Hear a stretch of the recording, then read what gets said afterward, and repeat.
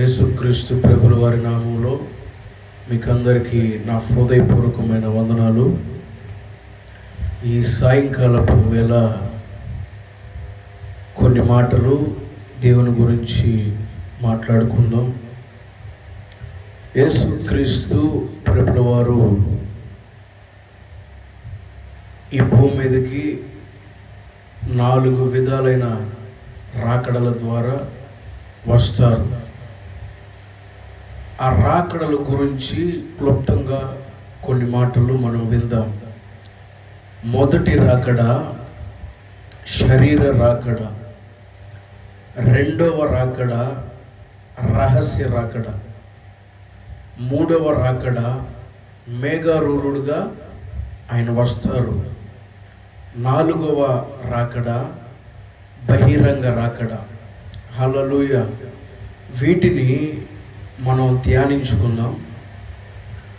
మొదటి రాకడ అనగా ఆయన సశరీరుడుగా ఈ భూలోకానికి వచ్చి ఈ భూమి మీద ఆయన సంచరించి ఆయన ఎన్నో మరెన్నో సూచక క్రియలను ఆయన చేశారు. వాటిలో ఒక దానిని నేను చెప్తాను.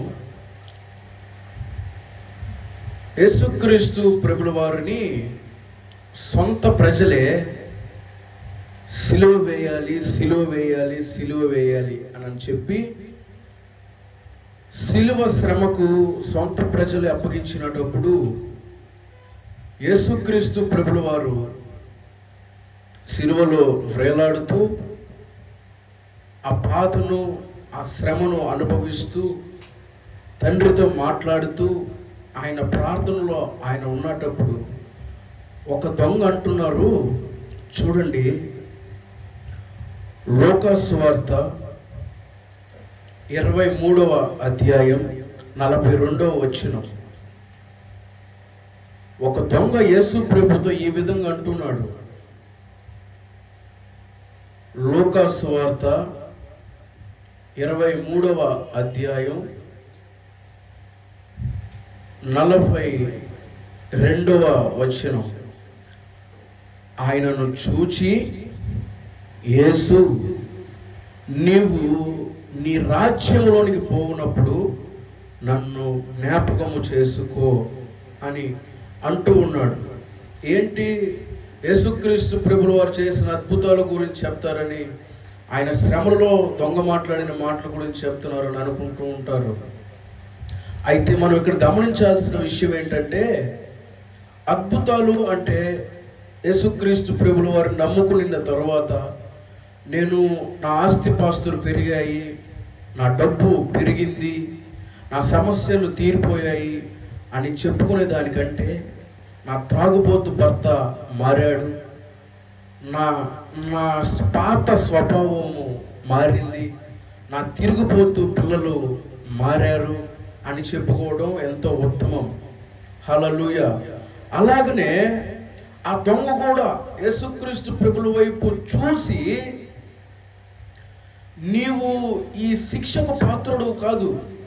మరోవైపు దొంగతో చెప్తున్నారు, మనమైతే ఈ శిక్షకు పాత్రులమే, కానీ మనమైతే అగ్నికి మనము ఆహుతిగా మార్చబడాల్సినటువంటి ప్రాణాలే, కానీ ఏ తప్పు చేయని అపవిత్రుడు కాని పవిత్రమైన ఈ శరీరం, పవిత్రమైన ఈ మనస్సు, పవిత్రమైన ఈ ప్రేమ, ఆయన జాలి, ఆయన కరుణ, ఇన్ని పరిశుద్ధమైన గుణ సంపన్నుడు ఈ సిలువ శ్రమకు అర్హుడు కాదు.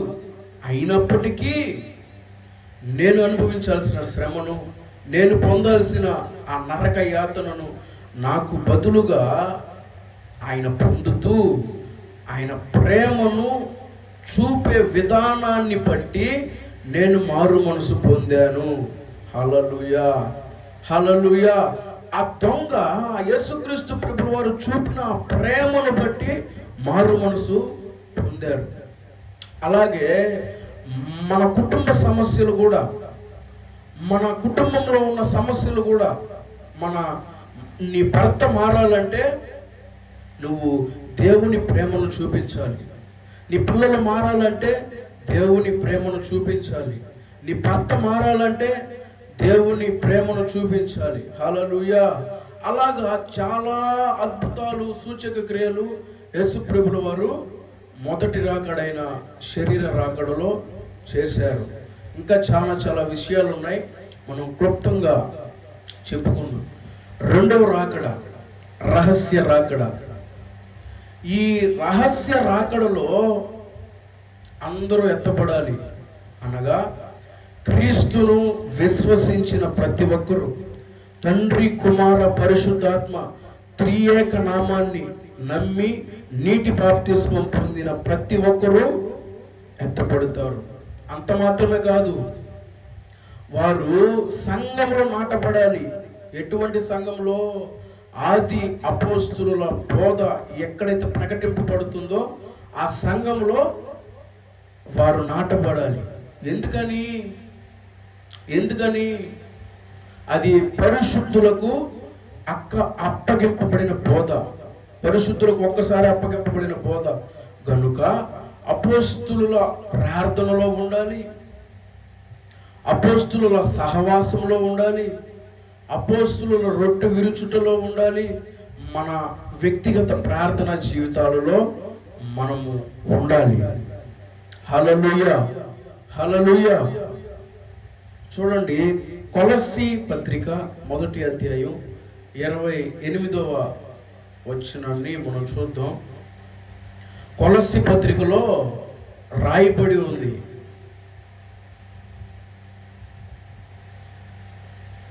నువ్వు క్రీస్తు స్వారూప్యంలోనికి రావాలి. క్రీస్తు స్వారూప్యంలోనికి నువ్వు రావాలి. ప్రతి మనుషుని క్రీస్తునందు సంపూర్ణునిగా చేసి ఆయన ఎదుట నిలువబెట్టవలెనని. హల్లెలూయా. క్రీస్తు ఎదుట ప్రతి మనుషుని సంపూర్ణముగా మార్చాలి. పరిశుద్ధులుగా ఉంటే కుదరదు. పరిశుద్ధతలో సంపూర్ణత చెందిన వారు ఈ రెండవ రాకడలో ఎత్తబడతారు.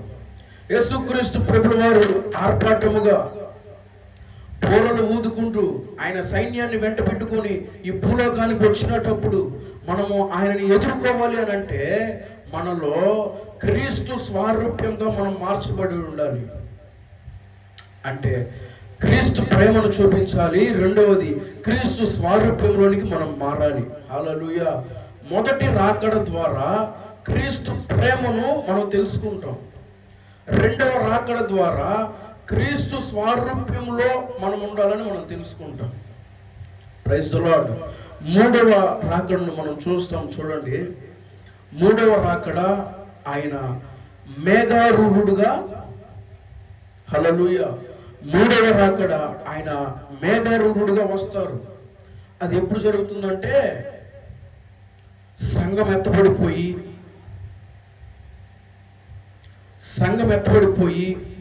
శ్రమల కాలం జరుగుతున్నప్పుడు, శ్రమల కాలంలో ఎవరైతే యేసుక్రీస్తు ప్రభుల వారిని అంగీకరిస్తారో, ఎవరైతే సత్యాన్ని తెలుసుకుంటారో అప్పటికి సంఘం ఎత్తబడిపోయి ఉంటుంది. రెండవ రాకడలో ఇది మూడవ రాకడ.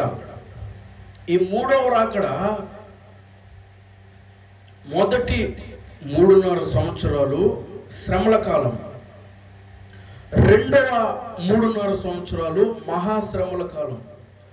ఈ శ్రమల కాలంలో హతసాక్షులుగా మార్చబడిన వారిని ఆయన మూడవ రాకడైన మేఘారూఢుడు రాకడలో కొనిపోబడతారు. హల్లెలూయా. ఈ మొదటి రాకడకు ఆ ముగింపులో మొదటి 3.5 సంవత్సరపు ముగింపులో రెండవ 3.5 సంవత్సరపు ఆరంభంలో యేసుక్రీస్తు ప్రభుల వారు వస్తారు. దానిని మధ్యరాత్రి కాలము అని అంటారు. హల్లెలూయా. ఆ మధ్యరాత్రి కాలంలో ఎత్తబడేవారు ఈ బుద్ధిగల కనికలు, వారే పరిశుద్ధులు. అప్పటికి సంఘం ఎత్తబడిపోయి ఉంటుంది. ఇది మూడవ రాకడ. పరిశుద్ధులు ఎత్తబడే రాకడ మూడవ రాకడ. అప్పుడు తెలుసుకొని వారి డ్యూటీలను వారు వెలిగించుకుంటారు.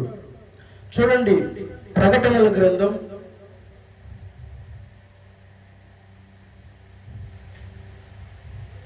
1వ అధ్యాయం 7వ వచనం. ఇదిగో ఆయన మేఘారూఢుడై వచ్చుచున్నాడు. హల్లెలూయా. ఆయన మేఘారూఢుడుగా వచ్చుచున్నాడు. ఆయన వచ్చే సమయం ఆసన్నమవుతుంది. ఆయన మనం ఎదుర్కోవాలంటే మనలో క్రీస్తు ప్రేమ కలిగి ఉండాలి. ఈ మూడవ రాకడకు వచ్చేసరికి నువ్వు చావాలన్నా నీకు చావు రాదు. అపవాదిగాడు పెట్టి ఉంటాడు 3666 అనే ముద్ర. ఆ ముద్ర నువ్వు వేసుకోకపోతే నీకు ఈ భూలోకంలో ఏమి రాదు. రేషన్ రాదు, మెడికల్ ట్రీట్మెంట్స్ ఉండవు, స్టడీస్ ఉండవు, ఏవి ఉండవు. అప్పుడు నువ్వు చావాలనుకున్నా నీకు చావు రాదు. వాక్యం కావాలన్నా నీ దగ్గరకు వాక్యం రాదు. హల్లెలూయా, హల్లెలూయా. మనకు వాక్యం మన దగ్గరకు రావాలన్నా వాక్యం రాదు. అప్పుడు రక్షించబడాలన్నా, బాప్తిజం పొందాలన్నా మనం బాప్తిజం పొందలేము. నేడే రక్షణ దినం. మన దగ్గరికి ఎప్పుడైతే వాక్యం వస్తుందో అప్పుడే రక్షింపబడాలి, అప్పుడే మారు మనసు పొందాలి, నీటి బాప్తిజం పొందాలి. అప్పుడు యేసుక్రీస్తు ప్రభువు వారిని మనం విశ్వసించాము గనుక రెండవ రాకడలోనే మనం ఎత్తబడతాం. మూడవ రాకడ వరకు మనం ఉండకూడదు. చూడండి, నాలుగవ రాకడ గురించి మనం ధ్యానించుకుందాం. నాలుగవ రాకడ బహిరంగ రాకడ. హల్లెలూయా. ఈ నాలుగవ రాకడ బహిరంగ రాకడ. యెరూషలేములో